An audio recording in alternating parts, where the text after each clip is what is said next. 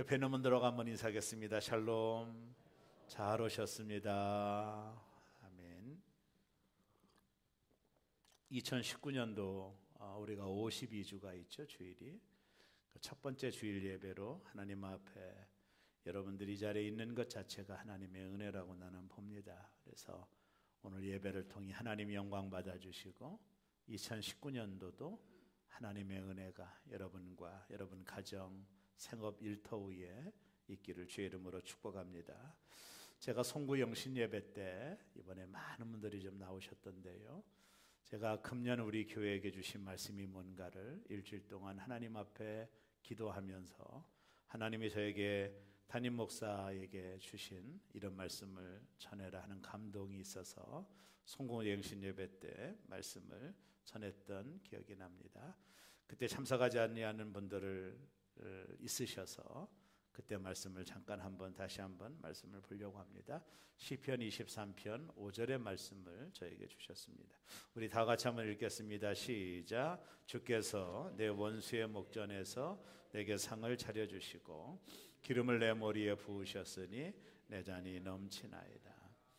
2019년도 새롬교회 성도들의 가정 위에, 여러분의 자녀 위에, 여러분이 하는 사역과 지경 위에 하나님이 차고 넘치는 이런 축복을 주시겠다고 하나님이 약속하셨으니 기대하시고 2019년도를 맞이하시기를 주의 이름으로 축원합니다. 여러분의 잔이 차고 넘치기를 주의 이름으로 원합니다. 연초가 되면 사람들은 미래에 대한 불안감을 동일하게 갖습니다.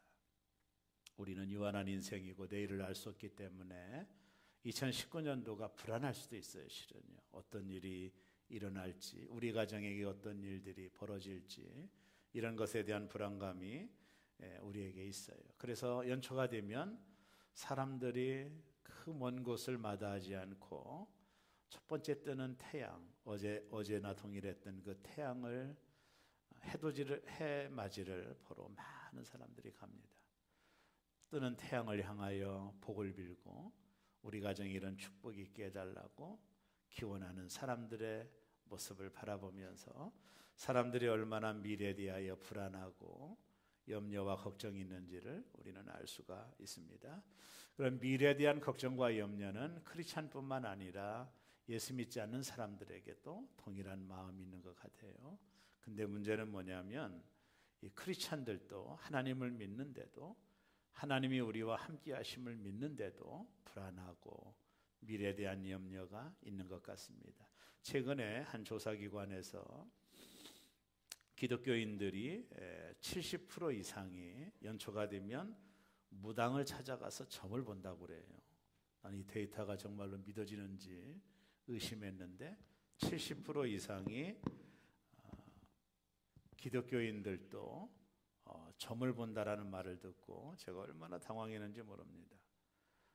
이게 좀 아이러니하지 않습니까? 하나님을 믿는 성도들이 미래에 대한 염려와 두려움 때문에 점쟁이를 찾아가서 그가 하는 말에 조마조마한다라는 것이 믿기나 하는 이야기입니까? 혹시 이번 주 점 보고 오신 분들 없으시죠? 여러분, 점 보고 싶으면 제 뒤에 점이 하나 있는데 저를 불러오십시오. 옆에 있는 분들에게 한번 얘기해 보십시오. 혹시 다녀오셨나 이렇게. 오늘 우리가 읽은 본문은 이스라엘 민족이 이제 장정만 60만 명이니까 어마어마하죠. 아이와 여자를 수에 넣지 않기 때문에 그것을 합하면 적어도 한 200만 혹은 300만의 이스라엘 민족이 하나님의 은혜로 애굽을 탈출하여 이제 홍해를 건너고 가나안 땅에 들어온 사건입니다. 저들이 처음 맞이한 것이 바로 사막이었습니다. 한번 그림을 한번 보여주십시오. 저도 오래전에 성지순례를 가서 이 사막이 어떤 것인지를 스스로 체험하고 왔는데요. 사막을 보십시오. 나무 한 그루를 찾아보기 어렵죠. 풀 한 포기도 찾아보기 어려운 척박한 곳입니다. 물도 없습니다. 농사를 지을 수 있는 땅도 아닙니다. 이 사막은 어떻게 사느냐보다 어떻게 살아남느냐가 중요한 지역이죠. 아무것도 할 수 없는 것입니다. 한마디로 말하면 생존 자체가 불가능한 곳이에요. 구체적으로 얘기하면 사막에는 두 가지 위험이 있는데요. 그 중에 하나가 환경적인 위험이 있습니다. 사막은 인간이 필요한 최소한의 물조차도 없습니다. 살기가 어려운 것이죠. 가장 기본적인 생존조차도 어려운 것, 그것이 사막이 우리에게 주는 메시지입니다. 사막은 농사를 져서 양식을 꾸릴 땅이 없습니다. 다 모래입니다. 거기다 씨를 파종한들 열매가 있겠어요? 먹을 양식이 전혀 없는 곳. 한마디로 말하면 생존 자체가 불가능한 곳. 왜 사막이 됐습니까? 섭씨 40도가 넘는 이 중동의 이 태양의 열기가 온 대지를 사막으로 만든 것입니다. 낮에가 40도가 넘는 열기가 사막의 기온입니다. 저희가 성지순례 갔을 때 큰 버스를 타고 에어컨이 잘 나오는 버스를 타고 이 사막을 들어섰습니다. 가이드 목사님들 이 사막이 얼마나 뜨거운지 한번 경험하자면서 버스 문을 열었습니다. 어딘가에 버스를 세우더니 목사님들이 다 버스에서 내려서 5분을 견딜 수가 없었어요. 물론 에어컨 바람이 있는 버스 안에 있다가 나와서 그렇기도 하지만 섭씨 40도가 넘어갑니다. 그 자결하는 태양 밑에서 5분을 견디기가 어려웠기 때문에 우리가 그때 비로소 이스라엘 민족이 원망할 만도 했다, 이런 생각을 우리가 하게 되었습니다. 장렬하는 태양으로 인하여 서 있기조차도 어려운 그런 뜨거운 열기가 있는 곳. 밤이면 또 어떤가요? 일교차가 너무 심해서 영하로 떨어집니다.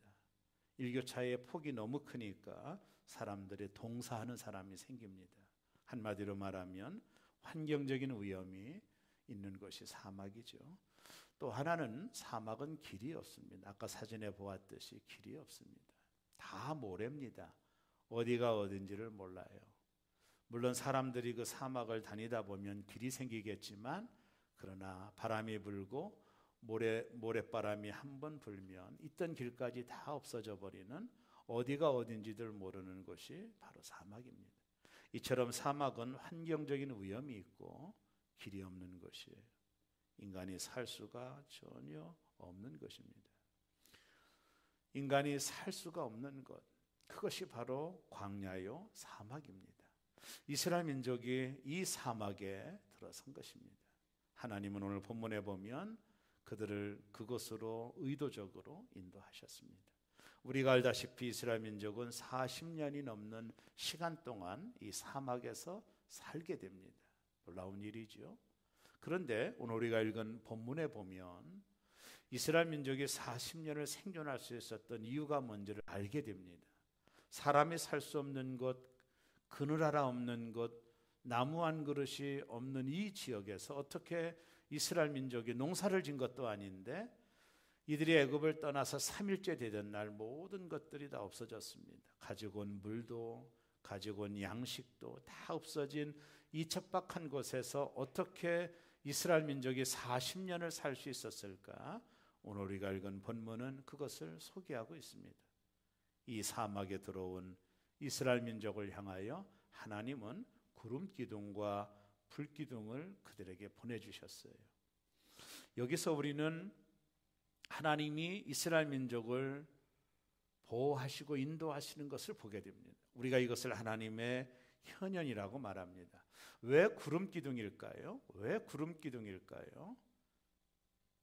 구름 기둥을 하나님이 보내주신 이유는 40도가 넘는 태양의 열기 속에서 저들은 다 죽고 맙니다.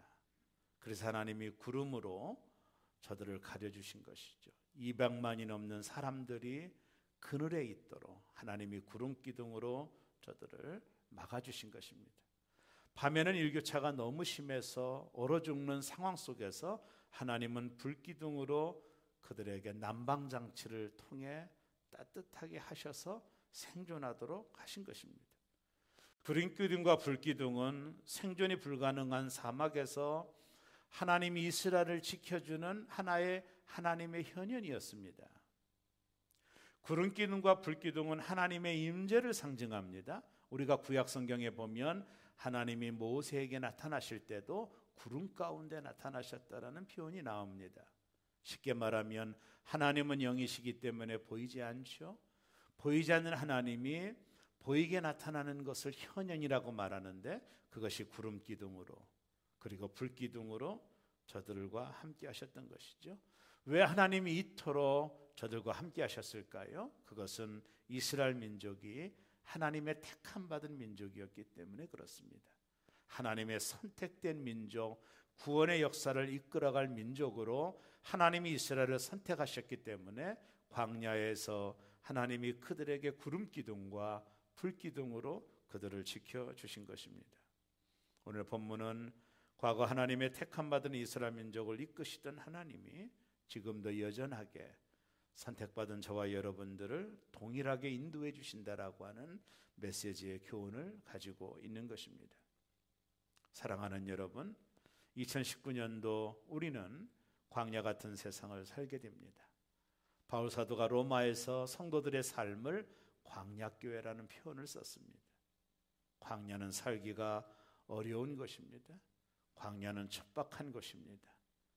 이 광야에서 우리가 살아갈 때 2019년도 우리의 삶이 광야의 한복판에 있을 때 하나님께서 변함없이 구름 기둥과 불 기둥으로 우리와 함께 해주실 것은 우리가 그것을 믿는 이유는 저와 여러분이 하나님의 택함 받은 하나님의 자녀이기 때문에 그렇습니다.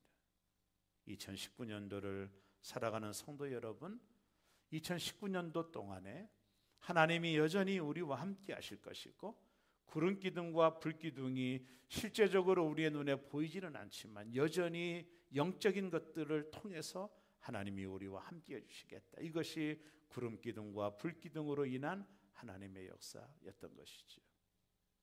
그렇다면 구름 기둥과 불 기둥은 어떤 의미를 상징할까요? 세 가지를 말씀을 드리려고 합니다. 그 중에 첫째는 우리와 함께 하시는 하나님이십니다. 광야에 들어왔던 그들은 두려웠을 것입니다. 풀 한 폭이 없는 그 지역, 장렬하는 태양 밑에서 저들이 얼마나 두려웠을까요? 우리가 여기서 과연 살 수 있을까? 이것이 생존이 가능할까? 그들은 그런 생각을 했을 것입니다. 그때 그들의 눈에 비쳤던 것은 하나님이 보여주신 구름 기둥과 불 기둥이었습니다. 저들은 눈으로 구름 기둥과 불 기둥을 보면서 하나님의 임재를 느꼈을 거예요. 그것을 보면서 하나님이 자신들과 함께하고 있다는 것을 마음속으로 생각했을 것입니다. 저들이 구름 기둥을 바라보면서 하나님이 우리와 함께 하시는 것을 느낀 거죠. 불 기둥을 바라보면서 우리와 함께 하신 것을 하나님이 느낀 것입니다. 구름 기둥과 불 기둥은 하나님의 임재의 상징이었고 저들 눈에 항시도 떠나지 않았던, 아니 40년 동안 저들을 떠나지 않았던 구름 기둥과 불 기둥을 바라보면서 여전히 하나님이 우리와 함께 계시다라고 하는 사실을 저들이 믿었을 것입니다. 2019년도 우리가 살아가는 인생 속에도 하나님은 낮에는 구름 기둥으로 밤에는 불 기둥으로 우리와 함께 하심을 믿는 이유는 저와 여러분이 선택받은 하나님의 자녀이기 때문에 그렇습니다. 2019년도도 여전히 만만하지 않을 것입니다. 광야가 보여주는 의미가 그렇듯 부족한 것들도 많을 것입니다. 어떤 때는 먹을 양식이 없어서 고난당할 때도 있을 것입니다. 어떤 때는 태양과 같은 뜨거운 열기 같은 고난이 우리의 삶에 찾아올 때도 있을 것이고 전갈같이 무서운 곤충들이 우리를 해하듯 우리의 삶에 이런 좋지 않은 일들이 다가올 수도 있을 것입니다. 그러나 두려워하지 않는 이유가 있습니다. 여전히 하나님이 이스라엘 민족과 함께 하셨던 것처럼 오늘 저와 여러분들과도 2019년도 함께 하실 것을 믿음으로 고백하는 것입니다. 오늘 우리가 읽은 시편 출애굽기 13장 22절에 우리 한번 다 같이 한번 읽어보겠습니다. 낮에는 구름 기둥, 밤에는 불 기둥이 백성 앞에서 떠나지 아니하나. 떠났다고 그랬나요? 잠시 있다가 사라지지 않았습니다. 떠나지 아니하니라. 하나님이 그들과 함께 하신다라는 것을 보여주는 중요한 성경입니다. 하나님은 절대로 우리를 떠나지 않습니다. 내가 세상 끝날 때까지 너와 항상 함께 있을 것이다. 2019년도로 살아가는 삶의 현장, 우리의 삶이 이 광야 같은 척박한 지역이고 부족한 것이 많다 할지라도 하나님은 여전히 구름기둥과 불기둥과 같이 나와 함께 하시는 것을 믿는 새롬의 가족들 되기를 주의 이름으로 축복합니다. 하나님의 이름은 임마누엘입니다. 하나님이 우리와 항상 함께 계시다라는 것입니다. 하나님은 낮에는 구름기둥으로 이스라엘 백성들과 함께 하셨고 밤에는 불기둥으로 함께 하셨습니다. 밤은 인생의 고난을 의미합니다. 고난의 시간에도 하나님이 함께 하신다라는 것이죠. 만약 구름기둥으로만 함께 하셨다면 이스라엘 백성들에게 밤은 두려움의 시간이었을 것입니다. 밤에는 사나운 짐승들이 있기 때문이죠. 그러므로 하나님은 밤에는 불기둥으로, 낮이나 밤이나 항상 우리와 함께 하시는 하나님을 보여주는 것입니다. 고난의 시간에도 하나님은 우리와 함께 하십니다. 마태복음 28장 20절 하반절에 보면 볼지어다 내가 세상 끝날까지 너희와 항상 함께 있으리라 하시니라. 두 가지를 주목하십시오. 항상 함께 있으리라. 세상 끝날 때까지. 하나님의 사랑은 단 한 번도 변하거나 변질된 적이 없습니다. 뿐만 아니라 하나님의 사랑도 단 한순간도 단절된 적이 없습니다. 이 땅에 임마누엘로 오신 하나님은 과거도 지금도 미래도 2019년도에도 우리와 항상 함께 하실 것입니다. 두 번째 구름기둥과 불기둥이 보여주는 메시지가 뭘까요? 그것은 우리를 지키시는 하나님이다 하는 것입니다. 서론 부분에도 말씀드렸지만 40도가 넘는 이 태양의 열기에 구름기둥이 없으면 저들은 다 타서 죽습니다. 구름기둥은 저들을 지키시는 하나님, 밤에는 차가운 기온으로부터 저들을 지키셨던 하나님. 어찌 보면 하나님은 보일러 장사하시는 분 같아. 200만이 춥지 않도록 냉방기를 떼주셨어요. 신기한 일이죠. 그래서 이 사실을 알았던 시편 기자가 시편 105편 39절에서 이렇게 고백을 했습니다. 우리 한번 읽어볼까요? 여호와께서 낮에는 구름을 펴사 덮개를 삼으시고 밤에는 불로 밝히셨으며. 구름으로 덮개를 삼으셨다. 만약 하나님의 지키심이 없었다면 그들은 광야에서 거의 일주일도 살지 못하고 죽었을 것입니다. 광야는 수많은 독사와 전갈, 그 속에서 하나님이 그들을 지켜주셨어요. 하나님이 우리를 지키시는 것에 대하여 너무나도 잘 표현된 시편이 121편 5절과 6절이. 우리 한번 읽어볼까요? 121편 5절과 6절 다 같이 읽습니다. 여호와는 너를 지키시는 이시라. 여호와께서 내 오른쪽에서 내 그늘이 되시나니 낮에 해가 너를 상하게 하지 아니하며 밤의 달도 너를 해치지 아니하리로다. 광야 같은 이 세상 속에서 하나님은 우리에게 어떤 때는 천사를 보내 지켜주십니다.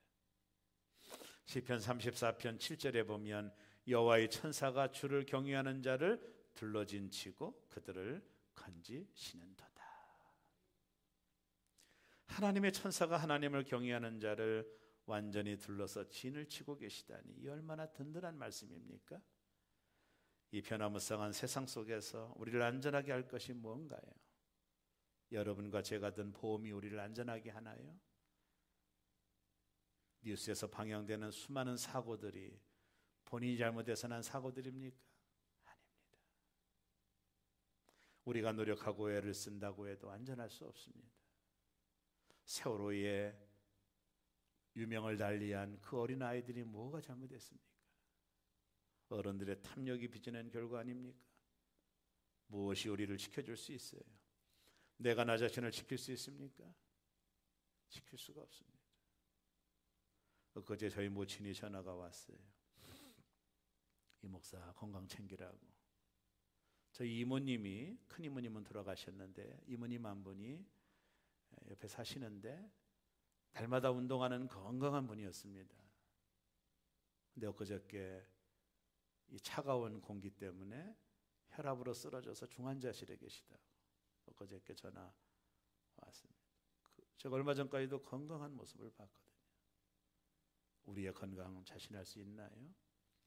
제가 친구 하나가 강태복 목사라고 있는데 아주 친한 절친이었는데 고향에 가면 고향교회 가까운 데서 목회해서 자주 만나 교제하던 친구였습니다. 건강 자신이 있었던 친구였습니다. 오늘 소식이 들려왔어요. 강태복 목사가 죽었다고. 새벽 예배 끝나고 피곤해서 잠깐 잠을 자다가 그것이 마지막 길이었어요. 자신할 수 있습니까? 우리의 코끝의 호흡을 여러분이 자신할 수 있습니까? 하나님이 지켜주지 않으면 자신할 수 없습니다.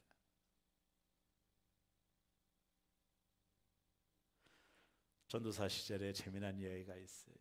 제가 32구역인가를 구역을 맡아서 강사를 하고 있었는데 그 중에 부구역장인 권차님 한 분이 계셨어요. 근데 구역 예배를 안 나와요. 이게 왜 내가 교회에서 만나면 권차님 왜 구역 예배 안 돼요? 부구역장님 역할을 하셔야죠. 목사, 전사님 제가 얼마나 바쁜 사람인지 모르죠. 제가 보험 회사를 다니는데 하루에도 수많은 고객을 만나고 바빠가지고 전사님 제가 좀 한가해지면 그때부터 나가겠다 그러더라고요. 그러고 2달이 됐나요? 연락이 왔어요. 중환자실에 입원했다. 이분이 새벽에 오토바이를 타고 가다가 뺑소니한테 쳤어요. 이게 그 낭떠러지로 떨어진 겁니다. 근데 이틀이 지나도 사람이 발견을 못했어요. 그러고 나중에 발견했을 때는 이미 중환자실에서 사경을 헤매는 상태로 발견했는데 우리 구역 식구들이 얼마나 기도했는지 몰라요. 얼마나 기도했는지 모릅니다. 이 권찰님 생명을 좀 살려달라고. 근데 하나님의 기적이 일어났어요. 나중에는 중환자실에서 나오고 일반 병동으로 옮기고 회복이 됐습니다. 물론 걷는 것이 좀 불편하지만 그 뒤로는 보험을 다 끊어버리고 훌륭한 구역장이 되었습니다. 진짜 그렇지.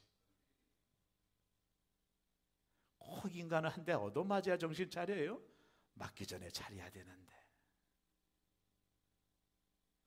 우리를 누가 지켜줄 수 있어요? 사람인가요?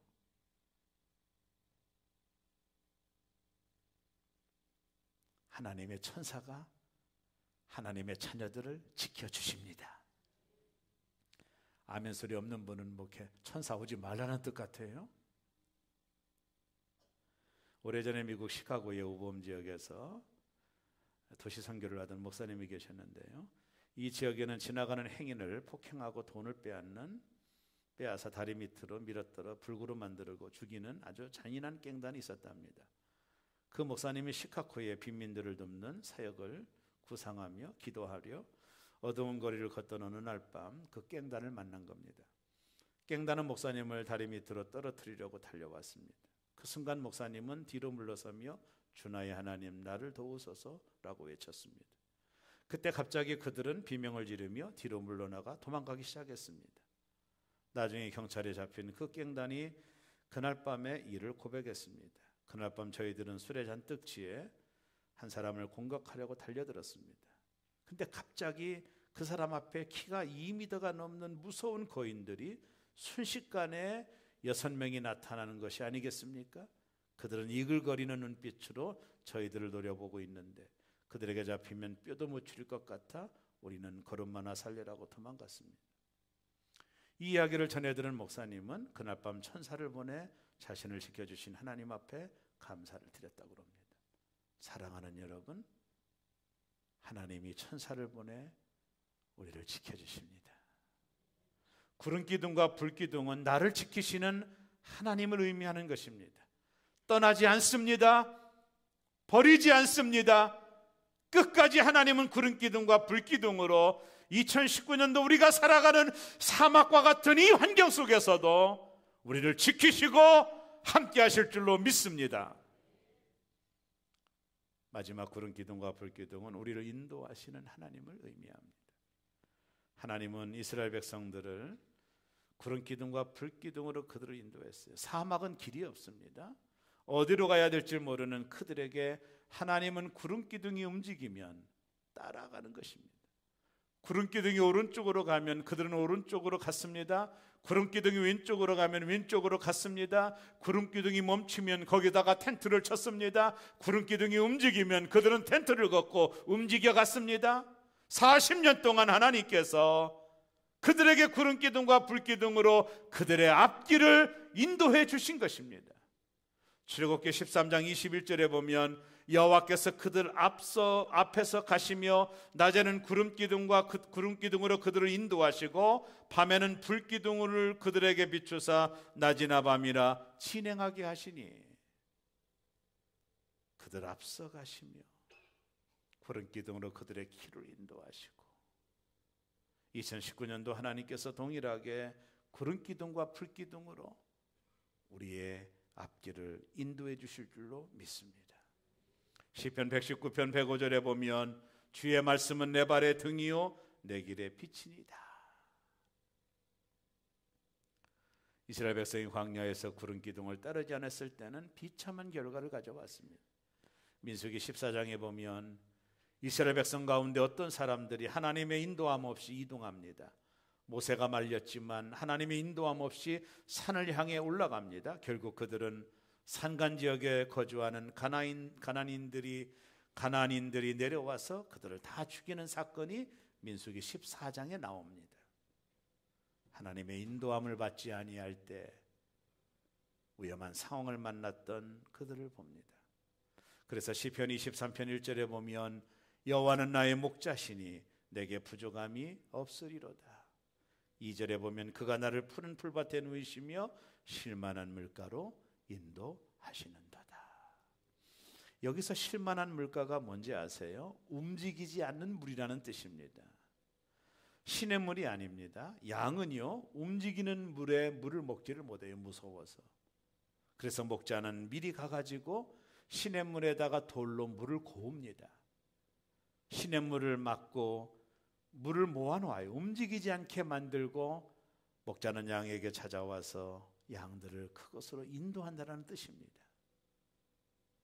그것이 오늘 시편 23편 1절에 2절에 나오는 그가 나를 푸른 풀밭에 누이시며 쉴만한 물가 움직이지 않는 물가로 인도하시더라는 뜻인 것입니다. 2019년도 하나님께서 우리를 쉴만한 물가로 푸른 초장으로 우리를 인도해 주실 것입니다.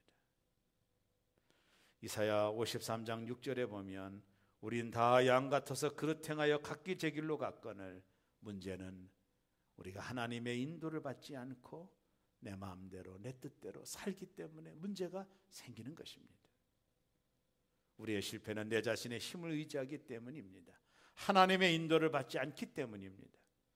그래서 시편 121편 1절과 2절에 보면 내가 산을 향하여 눈을 돌리라 나의 도움이 어디서 올까? 나의 도움은 천지를 지으신 여호와에게서로다. 여러분, 예수를 믿는다는 게 뭡니까? 저는 처음에는 교회 다니는 것이 예수를 믿는 것이라고 생각했어요. 그럴까요? 지금도 많은 사람들이 나는 교회 다니니까 예수를 믿어라고 생각을 합니다. 정말 그럴까요? 아닙니다. 예수를 믿는 것은 교회를 다닌다는 뜻이 아니라 예수님을 나의 인생의 주인으로 받아들인다는 뜻입니다. 그분은 창조주며 그분은 구원자입니다. 예수를 믿는 것은 창조주 하나님을 나의 마음의 주인으로 모신다라는 의미를 가지고 있는 것입니다. 예수 믿기 전에는 모든 것을 내가 결정했지만 이제는 결정자가 예수님이 된다는 것을 의미하는 것입니다. 예수를 믿는 것은 달랑달랑 교회를 나오는 것이 아니라 나의 삶의 주인이 하나님이시라고 결정하는 것입니다. 그분의 인도를 받는다라는 뜻입니다. 그분의 말씀을 따른다라는 것입니다. 그래서 예수 믿는 자들에게 가장 필요한 것은 순종입니다. 여러분, 내일을 알 수 있나요? 우리가 어떤 일을 당할지 알 수 있나요? 사막 같은 삶을 살아가는 저들에게, 우리 모두에게 어떤 것이 길인지도 알지 못합니다. 어떤 것이 좋은 길인지도 우리는 알 수가 없습니다. 하나님을 나의 주로 모시고 그분의 인도를 따를 때만이 우리는 가장 안전한 것입니다. 각기 제 갈 길로 가면 안 됩니다. 하나님이 나의 주인이심을 고백하며 그분의 인도를 따라 내가 순종할 때만이 하나님이 나를 푸른 초장으로 쉴만한 물가로 인도해 주시는 것입니다. 2019년을 새롭게 시작하는 성도 여러분, 예수님을 나의 주인으로 섬기는 한 해가 되기를 바랍니다. 그가 나를 푸른 초장으로 인도해 주실 것입니다. 하나님은 우리를 푸른 초장과 쉴만한 물가로 인도하십니다. 지금 아무리 어려워도 하나님은 반드시 우리를 푸른 초장과 쉴만한 물가로 인도해 주신다는 사실을 믿어야 됩니다. 그분의 인도를 따라야 됩니다. 내 마음대로 각기 가면 안 됩니다. 하나님의 인도를 따라 가다 보면 반드시 나를 푸른 초장과 쉴만한 물가로 인도받는 것입니다. 지금 우리가 당하는 일들은 아무리 어려워도 지금 우리는 푸른 초장으로 가는 길인 것입니다. 쉴만한 물가로 가는 길인 것입니다. 한번 따라하겠습니다. 나는 지금 푸른 초장을 향해 가고 있다. 내가 걷는 이 길은 푸른 초장으로 가는 길이다. 하나님이 나를 쉴만한 물가로 인도하고 계시다. 이 길 끝에는 푸른 초장이 있다. 이 산 너머에는 쉴만한 물가가 있다. 믿습니까? 우리가 하나님의 인도를 따라가면 반드시 하나님은 나를 푸른 초장으로 쉴만한 물가로 나를 인도해 주시는 것입니다. 여러분이 아무리 어려워도 말씀 붙잡고 가면 여러분은 푸른 초장으로 가는 중입니다. 가나안 땅으로 가기 위해서는 광야를 지나가야 돼요. 광야를 통과해야 됩니다. 광야는 가나안 땅을 향해 가기 위해 통과하는 땅이지 목적지가 아닙니다. 조금만 참으면 됩니다. 잠시 견디면 됩니다. 하나님 우리를 가나안 땅으로 인도하기 위해 구름 기둥과 풀 기둥으로 함께 2019년도 함께 해주실 줄로 믿습니다. 2019년을 시작하는 성도 여러분, 지금 우리는 광야 한복판에 있는 것입니다. 광야는 무화과도 없고 포도도 없고 석류도 없고 모든 것이 없는 것 투성입니다. 우리는 오늘을 살면서 생각합니다. 왜 나에게는 이렇게 없는 것이 많을까? 저축한 돈도 없고 은퇴연금도 없고 집세도 없고 직장도 없고 차도 없고 없는 것이 너무 많습니다. 그러나 광야에 딱 하나 있는 것이 있습니다. 그것이 뭘까요? 바로 하나님이십니다. 그분은 늘 나와 함께 하시고 우리를 지켜주시고 우리를 인도해 주십니다. 그래서 광야를 걸으면서도 기뻐하고 즐거워할 수가 있는 것입니다. 광야를 지날 때는 황금이 아니라 생수를 달라고 기도해야 됩니다. 맛있는 케이크가 아니라 만나를 달라고 기도해야 됩니다. 곡간을 채워달라고 기도하는 것이 아니라 일용할 양식을 달라고 기도해야 됩니다. 광야는 하나님의 은혜로만 살 수 있는 것입니다. 인간의 노력과 수고로 사는 것이 아닙니다. 2019년도를 시작하고 있는 사랑하는 새롬의 성도 여러분, 오늘 광야 한복판에 살아가는 저와 여러분, 하나님의 은혜로만이 살 수 있습니다. 내 힘으로, 내 능력으로 살 수 있다는 생각을 내려놓으시고 하나님이 인도하는 구름 기둥과 불 기둥을 따라 푸른 초장과 쉴만한 물가로 인도함을 받는 새롬의 가족들 되기를 주의 이름으로 축원합니다. 광야는 인간의 노력으로 사는 것이 아니요 하나님의 은혜로만이 살 수 있는 것입니다. 기도하겠습니다.